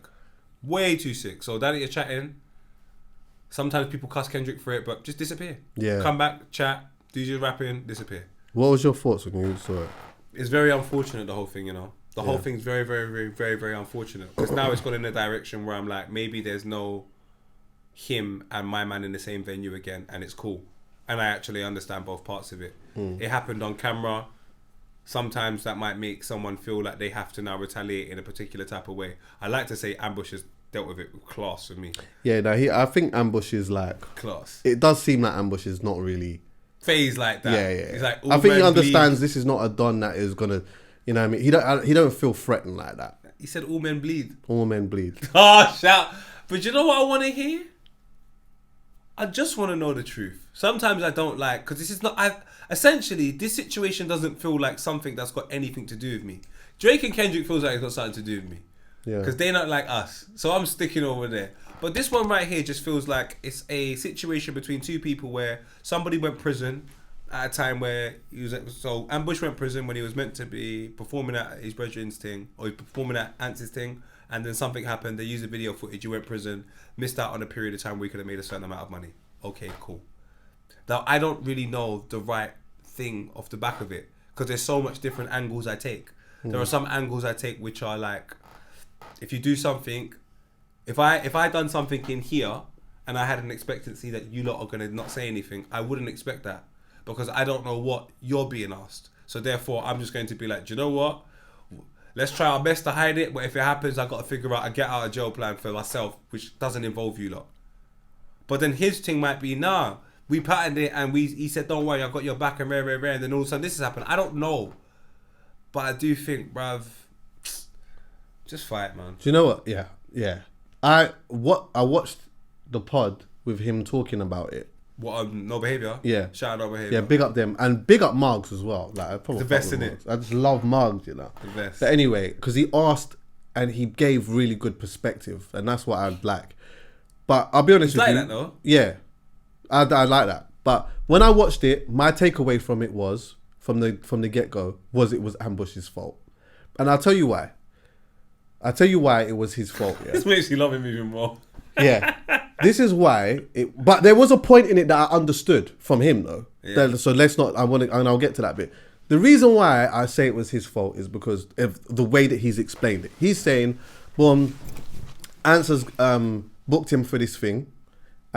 He's gone there. He's like brought bottles for him or whatever else and whatnot. He's performed for the guy. He's come back." In his dressing room, there's drunk guys in there. A couple of them are moving mad or whatever. We've wrapped them up a little bit, then we've left. It's just a normal day out. Boom, boom, boom, boom, boom. Then he's like obviously explaining the rest of what's gone on. So here's where is his fault. Yeah, I understand. You've performed somewhere or whatever. You've come back. There's dudes in the dressing room or whatever. They're moving a little bit mad or whatever else. Yeah. For somebody who's been to jail before and also the breadwinner within the circle. You can't just wrap somebody up quick. Like you can't just wrap like a Don like that up. If it's like a Don that comes from a certain environment and a certain thing or whatever, those situations become a little bit more different. But if there's just these white youths that come from X, Y, and Z or whatever, you can't just wrap them up quickly and just move forward and it just be another day. Okay. Do you understand what I'm saying? Okay. Yeah? So what's supposed to happen in that scenario there is maybe one of three things. One, a man is supposed to say, "Cool, Antz, please. Cool, Antz. Antz, them man are not supposed to be in here. They're moving a little bit mad, bro. What's going Get on? them out. Get them out because obviously the man them are getting agitated and it's just going to become a thing. A man want to respect your thing. Exactly. Yeah? So get them out. That's meant to happen, bro. That's supposed to happen. Or the other thing that's supposed to happen is the man them are supposed to say, you know what? We've performed. We've done what we've needed to do or whatever. These men are moving mad. If we stay here any longer, these men are we're just going to end up just doing a madness in it. Let's just leave, go back to the block. We've done what we needed to do. Or the third thing is, and I don't promote this one, but coming from a certain place, I understand. A man might say, listen, I'm not really liking the violation and all of that type of stuff. Ambush, you man leave. You man leave. I need to, for my own pride and ego, I need to handle this. So you're out of the building, I'll go and do what I think. But as you're the breadwinner, don't want you associated with it, but I'm not taking violation. Yeah? Cool, if that's how it's going to be, it's how it's going to be. But you as the one in the circle that's one that's going, you can't just need somebody, you can't just bottle you can't just do that to them, man. Yeah? It's funny. So now, though, where I do hear him, yeah, a reason why, because he said he was in jail for the 9 months or whatever, I don't think the 9 months was just because of that. It's probably because he's been to jail before. But where I do hear him though is when he's obviously rang Antz and said to him, bro, man's pressing charges and whatever else, can you help me with this and whatnot, yeah? Antz was either supposed to do one of two things. He was supposed to say, bro, it was you that did that. Big man, you know what? This thing is bigger than me. Like, I'll speak to him. If he can do it, he can do it. If he can't, he can't. But I'll speak to him, whatever else, yeah? If he goes and speaks to the youth and the youth says he ain't doing it, then there's not really much he can do. He could just go back to him and say, bro, like, it's bigger than me. This is what the youth wants to do. It is what it is. I can't, like, there's nothing I can do. But because he didn't answer the phone for 3 months, and man are having to try and find him and all of that type of stuff, I can see how there becomes an element of false hope where you're thinking, rah, like, I've had a conversation, you told me you're going to do something, and now 3, 4, 5 months I can't get hold of you, and we're having to put man on loudspeaker and do X, Y, and Z, and that's where it gets sticky. Now we end up getting here, where they end up seeing each other for the first time, and Ambush is commendably in an aspect saying, you know what, I'm not going to wrap him up, I'm not really going to do all of that, but let's fight. Let's make a little money, and because you owe me, like, even though I don't think Antz owes him any money, but it's like, you know what, come, let's get some bread and fight. You're on your fighting journey. Huh? What do you mean?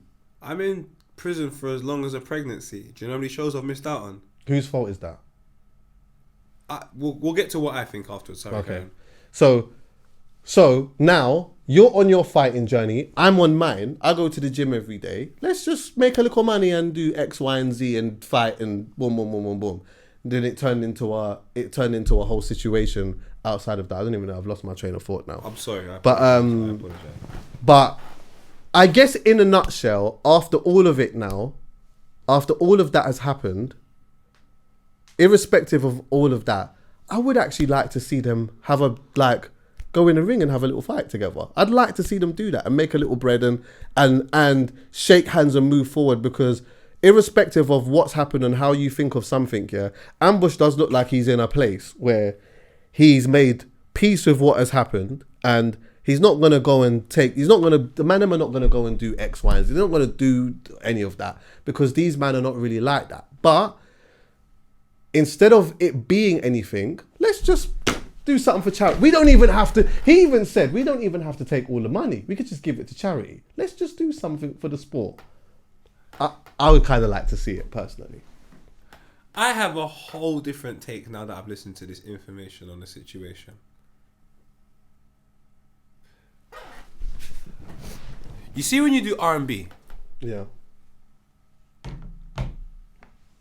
If I'm in R&B and I slap a brother, mad, this is not gonna happen. Come on, it's me. But I slap a brother, flies over the balcony. Do you have a right to be angry at me? Absolutely. Every single right. But do the organisers of the event have the right to ask me about the event? Yeah, they do. No, they have to ask you about the event. They can ask me about the incident, but it's your event that's ruined. It's got nothing to do with me. If your event is ruined off the back of that incident, do you even care if I went to prison? Do you care about anything that happened to me, really? Is there anything that would... Because your thing's... So if R&B and Slow Jams got, off the back of that, it can't happen. No. Couldn't go ahead no And more. now you've gone to jail. I've gone to jail. I don't give a shit whether you're in jail, bro. I lie, you don't care, innit? Now, let me give you I'll be like, fuck this guy, bro. You owe me peas now. All right. Say I go R&B, and you know there's a person I don't like. And anytime I'm going to... if I see that person, I just can't help it. So I usually say to you, is that person there? I don't want to go. Say you encourage me to go R&B, and I go and I see that person. Now, we know the common sense aspect of things. But we're all from a place where we understand that goes out the window in certain scenarios. Same incident happens. I'll box this person. Do you have the same level of anger for me? I'm not saying you don't have the right to be upset. Do you have the same level of anger for me, though? No. Do you hear me out off the back of it? Yeah, but that's not what happened. Okay, cool. Is it? No. Let me show you why it is. But not in that But you just added a whole... No. Let me show you what happened over there. Because I didn't really know the dynamics of it fully. But I thought of that situation from the start because I still thought what I think now.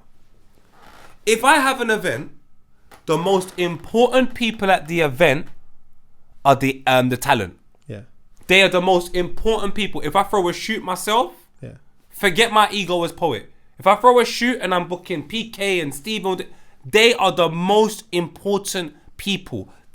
Everything about them for the day has to be catered because they are the shoot. They are the money. I have to make sure they're cool and everything around it is cool. All my staff members, the camera people, I'm the least of everything. So if I threw a show and I said Ambush performed, I've actually thrown a show and Ambush performed. Ask Ambush if anyone was in their changing room. Ask him. Ask Jesse James, Ambush and Suspect if anyone was in their changing room. No. Do you know why? They have to be cool. There was alcohol in their changing room. There was people, there was vibes, but there was nothing that they didn't want in their changing room. Now, why? I can understand the emotional state of them people at that point of performing a massive show. If they're so amped and arrogant, if they come off stage now and they see something they don't like, I've been to enough shows. That's where the most of the violence is going to happen. So I've got to take and make sure I protect this individual. Plus, I know what culture I'm in. It's not like I'm doing steps and fucking Backstreet Boys. It's Ambush. So we know we got to have things a particular way. Now, you didn't put the right things in place to protect the individuals that are coming to your event to make it lit. You didn't do that. Anyone's just in the changing room. So moving forward, when Ambush tells that story, if I'm an artist now and you want to book me, you're going to have to make sure that situation doesn't happen with me. And you're going to go out of your way to do it, which lets you know that it shouldn't have happened in the first place. So without that situation happening, Ambush is not even getting into a fight with anybody. So essentially, you didn't protect the people at your show, and they then got left to make a decision for themselves in something that is yours. I think that's bad practice. I would never put the people intentionally in a situation like that where they have to question. No. When we do our shows, I'm like, I come back to the change room. Is it clear? Is there a drink there? Is there this there? I need to know everything is cool for them lot, and then I can move forward. My thing is, you've let these guys come off a show, go into a changing room, and there's people in the changing room that shouldn't be there, and they're drunk. I'm not saying you're responsible for the way Ambush responded, but you're responsible for Ambush having to have a response. And that's my problem. You should never put the artist in a situation where they have to respond to something that they didn't sign for. I'm not saying you're then responsible for the incident. Boom, he's done that. Oh my God, you've got to go down. I'm not saying that. But I'm saying moving forward, you're not going to do that again. That means you've done something wrong. So there needs to be a compromise of, if it was like you lost out on 90 bags, do you know what, my guy? You've got to take half the responsibility as well. Because I didn't ask you to behave like an ass. But do you know what? I put you in a situation. So if I had the money, here's 45. I'm not going to give you the full, but I can appreciate I put you in circumstances that you should never have been in. Now, as an event organizer, if you cannot protect the safety of everybody in your event, why is anyone going to turn up, my guy? Today it's these two guys. Who's to start to say next time it won't be an op? If two random strangers can go into my changing room, who's to say it can't be someone that I've got real street politics with? I'm in my changing room, next, man, I'm jumping out bathrooms, bare things. And I'm into... Come on, my guy. So I just think he should take some responsibility in the situation as well. Not for the behaviour of Ambush, but for putting Ambush in a situation where he had to potentially behave like that. That's my take on the situation anyway. So I agree, and there's elements where I disagree. Fair enough. So the one element of which I disagree is, from the way that it was explained, it didn't seem like it was Ambush's dressing room. Now it's different. It seemed like it was a dressing room. So you know, like when you go to certain shows, they're not like massive shows, but you have like a room where you have like just the like people that work there, or the people that are just the artists. They're just all in there. I've been in many of them bare times. So where it's like, they're just, you know, like we're just all kind of in there together. So that's the setup in which it seems like it was, yeah. But also another part that I disagree, because that obviously changes the dynamic. Everything now. But also it's like, irrespective of that, those dons, from what it sounds like, shouldn't have really have been in there. What should have happened, because this wasn't told in the story, so my opinion would change if this is the thing. Yeah. If Antz is called and said, don't know, like, are these youths performing? Like, who are they? Are they in here for like what's the thing? They're moving a little bit mad in here. And Antz comes and he doesn't do anything about it. He has to take a part of the responsibility of what happens after that. No, but if he isn't called but and he he's- doesn't know, if you're an event organizer, you're running up and down all over the place. Sometimes you might just have friends that are just in this scenario. You're not to know that they're in there moving a But certain type of Chuckie, way. I hear that, but this is not a And then friendship thing. This is so business. of course, I understand that, bro. So you have to know that, No, bro. I understand that. But the reality is, even with that being said, bro, you do not have the right to punch a knee or bottle a man No, irrespective of that. I never said, Irrespective of but I that. never said that you had to. I know. I'm not saying. Yeah, I'm not saying that you Yeah. are saying that. Yeah. But I'm saying that is a fun. If you turn around and say that within these man being in the room, them man are someone's ready to. You get what I'm saying? A man bottles you, bro. You can go in there and you can take his head all the way off because. Firstly, even if the man are supposed to be in there, there's a certain threat that a man has brought to you, and you have to handle that in a certain way. That is just the game is the game. But if these men are drunk, acting a certain thing or whatever, and you've been to jail before, I know, but Chuck, you can't do that. You can't do that, bro. I go to award ceremonies. I go to loads of things. I see all the precautions put in place for these artists. It's If Antz. everybody. That's not. You can't compare an award show to what Antz was doing in 2018, bro. This is not the same. Bro, in 2000, The resources are different. My bro, it's 2018. It's 6 years ago. I can tell you things I was doing in 2011 where we done the But the precautions. resources are different, bro. I'm talking about precautions. Precautions and resources are two different conversations. No matter what the resources are, you can always put precautions in place. It's just something as simple as saying, when these people are here, can someone walk with them over there and make sure they have everything they have? It's just very simple things, Chuckie. When you come off stage, someone's going to meet you. They're going to walk you over there. It's Bro, just you can't hit lazy. someone. You just can't hit someone. Well, and you know what? And with all of that, that's not the thing I'm talking about, though. but that's important. That's an important part of it. My G, we know that's an important part because this whole conversation is based upon that. What I'm saying to you is, if there's going to be things that you put in place to prevent a situation like that manifesting again, that means there was things that you could have put in place prevent it from happening in the first place. That I genuinely feel. Somebody could have got shot. I genuinely, because of that. I'm sticking to my thing, bro. When you work with this culture, there's if you're from it and you understand it, you have to just go the extra mile at times. And it just sounds like, for me, just from what I hear, and I'm not defending Ambush, I'm just looking at the things in its entirety, saying there are things that need to be changed. No, me and you both understand. Yeah, I can't defend my man punching. We up these understand. youths. We understand the mentality of the man because of where we come from. So we know because of that. You know what? When you have certain men in a certain place and whatnot, you have to have extra precautions in a certain way because these men are not going to react the way that you would want them to react in certain situations. And is we Antz a understand member that. of the party? So Is he a and member because of it's the your community, though? because it's your thing. So like, let's go to mine for example. Yeah, because I know what it is that I'm doing. I know certain types of people and that. If they're gonna, for example, I don't want to say his name, but someone we both know. I said to him, I know you will love R&B or whatever. And he was kind of like, yeah, he wanted to come or whatnot.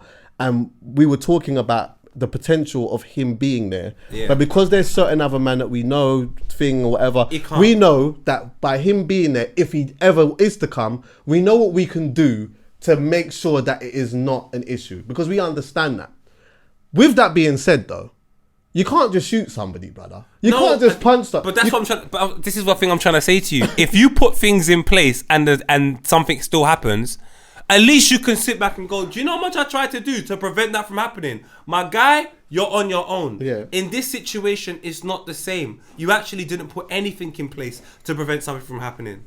You didn't. Furthermore, if you really want to talk about it, because Ambush is fine. Them guys got beat up. So you didn't even put anything in place for people's safety. So like I'm saying, no matter what, you are wrong here somewhere. Nah. You're not wrong for people's behavior. You're wrong for not putting safety precautions up and measurements so things didn't happen. Because you need to have safety precautions in the VIP room for the come on, my guy. If there is a fault, I don't hold him liable to the money aspect of it. I say, no, not if the you money. if you did it, yeah, and then you ended up going to jail for it, that's your fault. Look, my thing again, I say again, I don't know about the finances. I just gave a suggestion of how they could possibly do it. But like I said, once you can identify that in this process of things going wrong, if there's 8 stages, if you are responsible for 3, We cannot just go, well, he's the type of character, well, if you do those 3 stages in any walk of life, stage 4 and 5 will be that. So what we've got to figure out is if we're employing this person, how do we prevent stages 1, 2, 3 from happening? Not how do we change his life in a fucking week so he doesn't do, like, that's just not how you deal with people when you accept that I'm working with this individual. I take all the flaws and I take all the good things as well. And that's what I'm saying, Antz didn't do that. He just said, I want to take all the good things, and wherever something can be potentially bad, you've got to grow up and be responsible. But that's just not life, bro. I hear it, bro. I know, and that's why life is not fair. Because you can't just go and beat up some white youths in the fucking thing, bro. But I've not said you can. But I'm saying protect the white youths then. Protect them. What, they don't need love? Hear what I'm saying, bro. Do you know what? My message, it would be this anyway. And I would just say this to any youths that is going to come up doing their thing and whatnot, yeah? Yes, you know what? The promoters and stuff like that have like an element of duty of care and all of these type of things. If you're moving a certain way and you're the breadwinner, yeah, and you can't take violation, as soon as you identify that, understand how this is going to make you look in a certain way when certain things go off. And we know already, in our community and with people like us, how fragile our thing already is. So the moment you've been to jail, if you've been to jail before and you lift a finger up wrong, they want to put you back in quickly. So you call somebody and you get them to handle that very quickly because you know how you're going to react. Or the best thing to do is, it's better I just leave. And as long as I've done what I've done, I've got my money, I've done what I need to do, let me just get out of here because I know thing. And that's one of the reasons why there's certain men that I really respect in that aspect. Because, you know, there's men that have told me, Chucks, I love R&B, but I just can't come. Because I just know me, and I know if I come there, I love you, bro. But if I'm just going to do that. And that speaks to the places that we are in our lives. That speaks to the age that we're at. That speaks to our life choices. That speaks to so much things. And I'm saying these people might get there. But whilst they're on the journey, I think Ambush has got there now. Possibly. But whilst people are on the way of getting there, can we just make things a little bit easier for them? If they don't leave their hood that frequently, if they ever leave their hood there with 20 man, if that's the type of individual they are, can we make them feel safe when they come to our event? Do you know what it sounded like? Is there anything wrong with that? Can I be honest with you? Do you know what it sounded like? This is what it sounded like to me when I heard him explain it. Them youths was not any type of... These were just... regular youths. You know, like... I don't know. This is no disrespect to Antz at all, yeah? But the way the picture was painted to me was... like, these youths are like...